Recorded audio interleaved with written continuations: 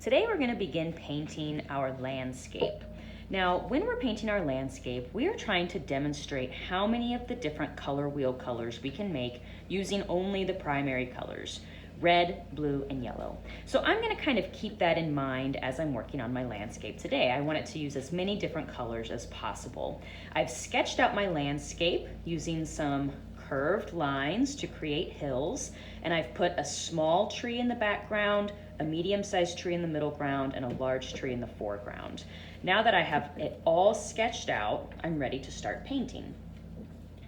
Now we have had color mixing practice already, so we sort of know a little bit about how to use our primary colors. What I'm going to show you today is how we're going to use this knowledge to neatly fill in some of the larger areas on our painting. Whenever an artist starts a painting, they don't start with the tiny little details first. They start with the large background shapes, like maybe the sky or some of these larger hills. So to begin, I'm just going to clean my brush. And I'm going to start off with the sky. Now you can make your sky whatever color you like, but I've already kind of planned in my mind that I'm going to do my sky a light blue color.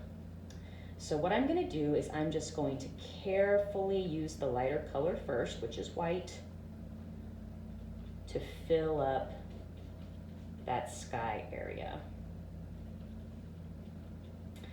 And I'm being very careful to stay inside the lines as I'm painting. I'm using nice smooth brush strokes. I'm holding my paintbrush like a pencil. That way I can get that good brush control and stay inside my lines.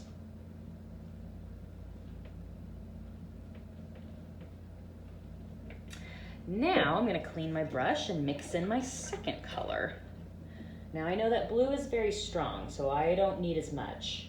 I'm just going to take a little tiny bit and I'm going to kind of dot it through the sky so that when I blend it, it's a little more evenly distributed.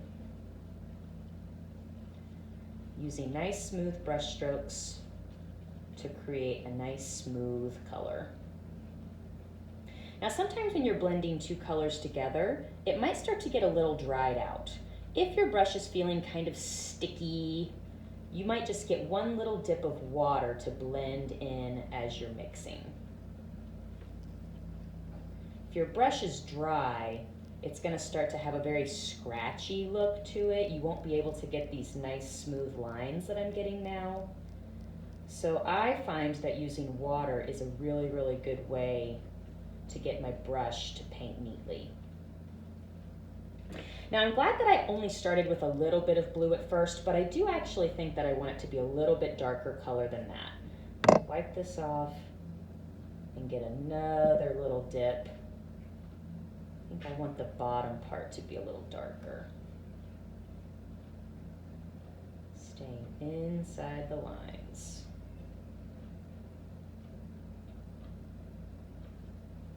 There we go.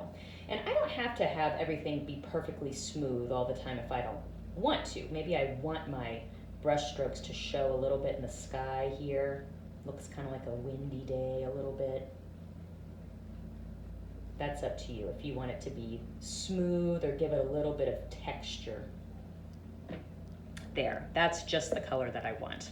Now there's another way that you can mix your colors today. You don't have to mix it right on your paper if you don't want to. If you want, you can use a paint palette. Now a paint palette is just a little tool that we can use to mix our colors beforehand. So this time I'm going to get a scoop of yellow,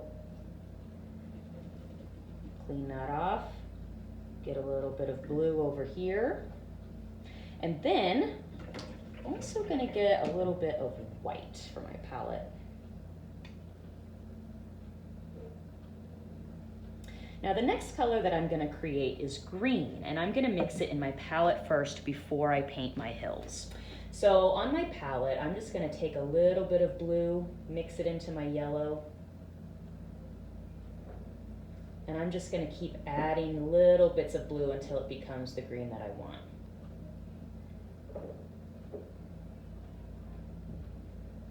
A little bit darker.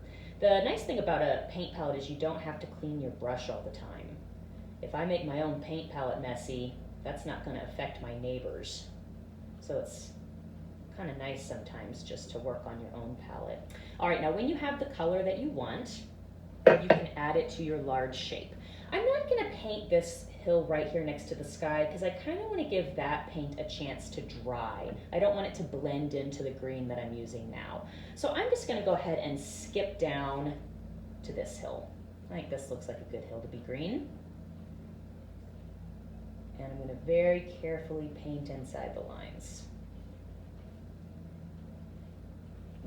When my brush is dried out, I'll have to get a little more color.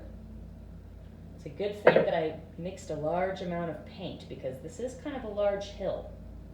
So when you're mixing on a palette, you have to make sure that you make enough for the area that you want to paint. Very carefully staying inside the lines. Now sometimes when you're working, if you feel like you've kind of got the hang of the color mixing and staying inside the lines with good brush control, it can be a little fancy. I think I'm going to put a highlight on this hill by getting just a small dip of white and blending it into the top while my green paint is still wet. That kind of makes my picture look a little more three-dimensional because it looks like the light from the sun is shining down on the hill, just like it would in real life. So the top part has a little highlight on it, and then the bottom part is darker and a little bit shaded. Now I'm going to keep on going, making different colors for each hill, using as much color wheel knowledge as possible.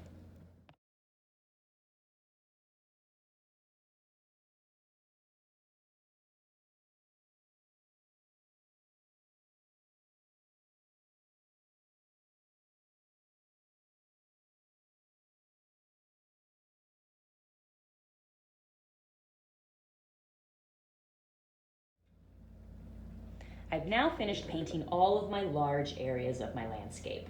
I didn't worry about small things like trees or other details because we're going to do that later on after this background paint has dried. I also made sure to include all three secondary colors in my landscape: purple, orange, and green. And I even went above and beyond to make some extra colors besides the secondaries.